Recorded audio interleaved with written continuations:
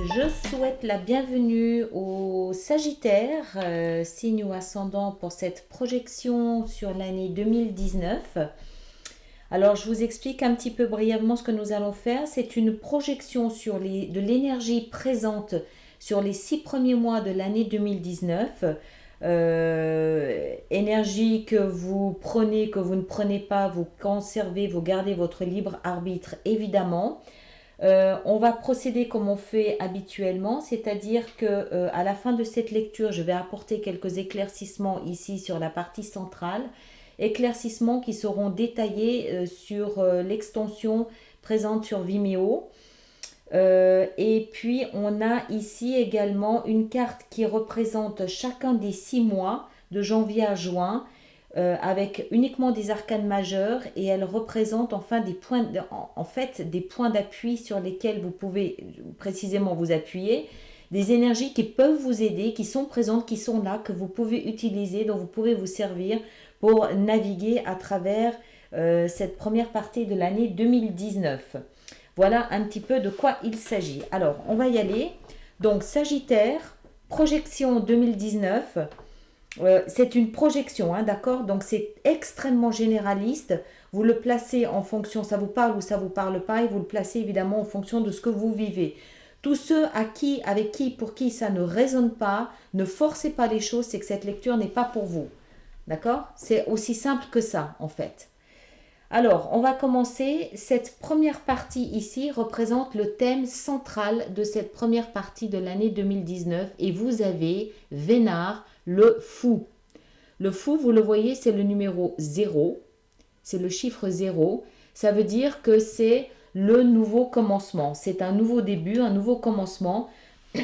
L'opportunité vous est donnée de commencer quelque chose de complètement nouveau.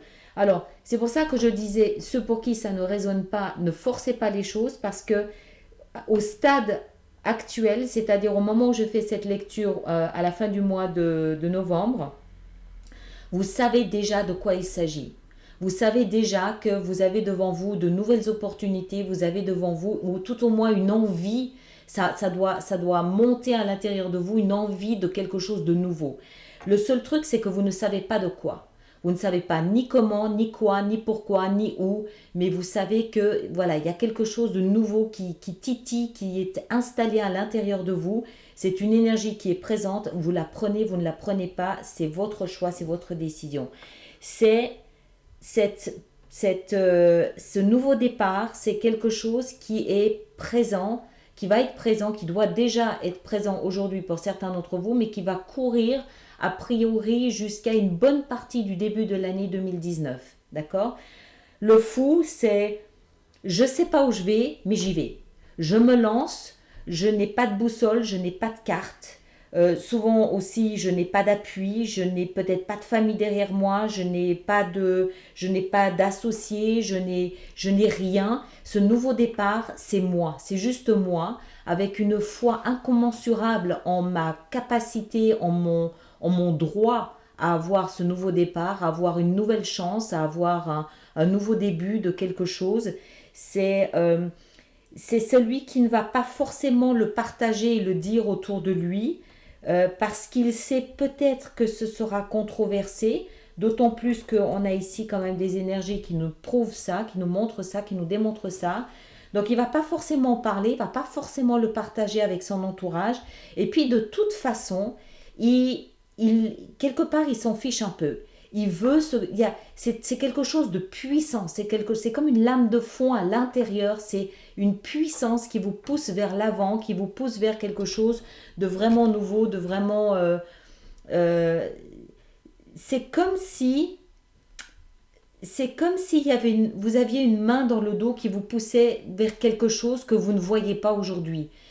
Quand on regarde bien l'image, on voit qu'en fait, ce jeune homme, il s'apprête à s'élancer dans le vide, du haut d'une falaise.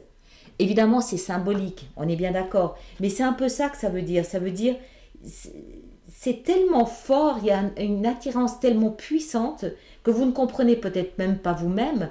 Mais ce qui, en fait, fait peur, c'est que vous ne voyez pas, vous ne savez pas, mais vous savez qu'il faut y aller. Il faut y aller, il faut commencer, il faut démarrer sur quelque chose de nouveau, il faut s'élancer. Donc ça, c'est le thème central. Ensuite, dans les fondements, on a la 2 de bâton. La 2 de bâton, elle, c'est une énergie d'attente, de frustration, d'hésitation. Je vais pas. J'hésite à aller à gauche, j'hésite à aller à droite. En fait, on a envie d'y aller, mais on ne sait pas encore ni où, ni comment, ni. C'est très. C'est très symbolique, c'est très symbolique de ce départ ici. On sait qu'on doit y aller, mais on ne sait pas où. D'accord.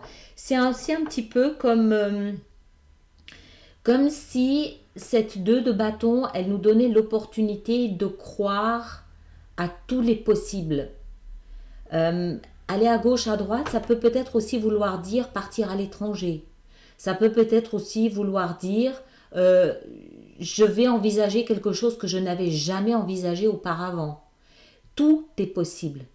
Le seul truc, c'est qu'on attend encore peut-être, on attend peut-être encore une indication, on attend peut-être de savoir où on va, où on s'élance, alors qu'en fait, il faut juste y aller, c'est tout. Peut-être qu'on attend des garanties, des certitudes qui ne viendront pas, parce que le but, c'est justement que le but du fou, c'est de s'appuyer sur sa foi intérieure. Donc c'est un peu, ok, bon, ben, puisque de toute façon, je ne sais pas où aller, je vais avancer. Et puis on verra bien où tout ça nous mène. On va apporter des éclaircissements là-dessus de toute façon. Mais ces fondements nous expliquent que c'est la situation dans laquelle vous êtes, c'est ce que vous avez, c'est ce qui vous manque peut-être aussi et c'est ce que vous devriez essayer d'obtenir cette année. C'est-à-dire peut-être renoncer à attendre qu'un chemin se dessine devant vous. Comprenez un peu le dilemme, c'est peut-être arrêter d'attendre, il faut y aller. C'est un peu ça. Mais on va amener des éclaircissements dessus, hein, de toute façon.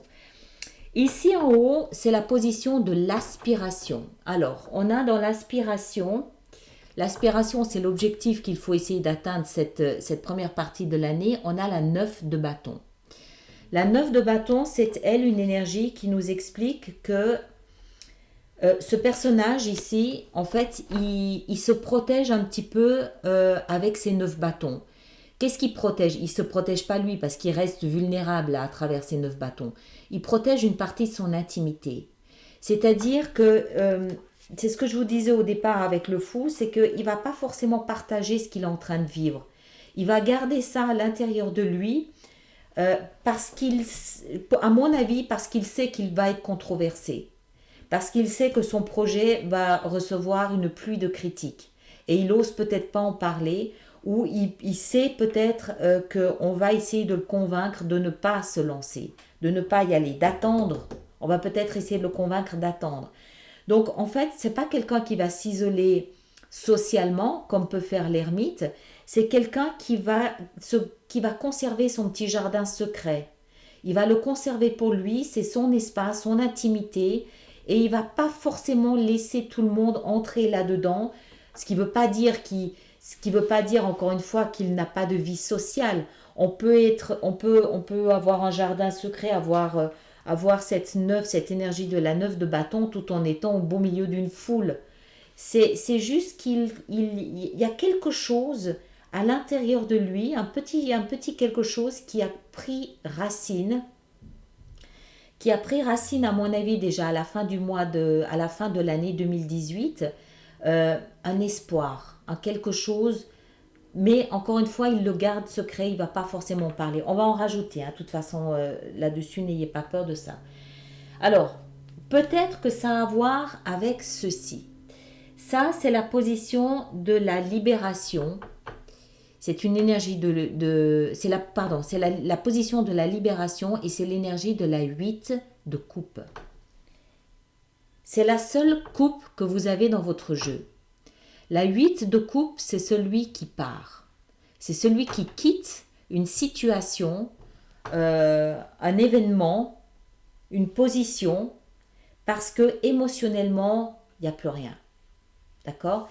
C'est pas une énergie de souffrance. C'est une énergie qui veut dire émotionnellement, je ne suis pas nourri, je ne suis pas satisfait, je ne suis pas servi en émotion, donc je pars, je vais voir ailleurs.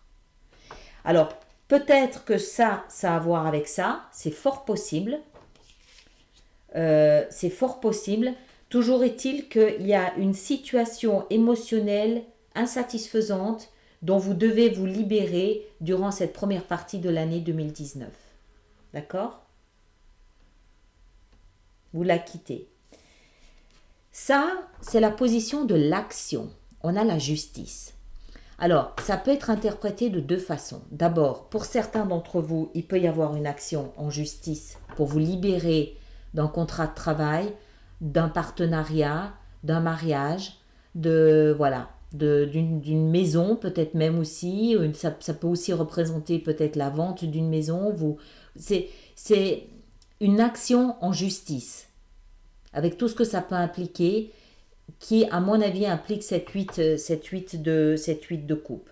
Pour d'autres, ça peut être je rétablis les plateaux de la balance, je rétablis la justice pour moi.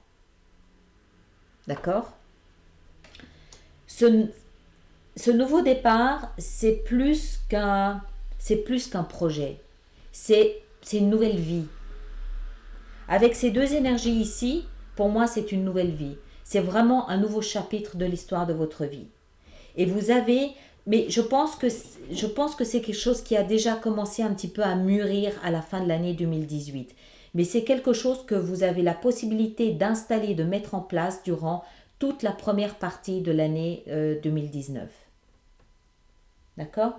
On va regarder, on va voir comment on va éclaircir ça pour l'extension. Et puis après, je vais retourner ces cartes ici pour les mois, pour voir de quelle façon brièvement vous pouvez à certains moments forcer, à d'autres moments attendre et voir un petit peu le retour des résultats, voir un petit peu de quelle façon ça peut vous aider, ça peut vous soutenir. D'accord? Alors, on va commencer ici en regardant quel type de nouveau départ vous avez la possibilité de mettre en place. Qu'est-ce qui va avec le fou? Le thème central de cette première partie de l'année. Wow.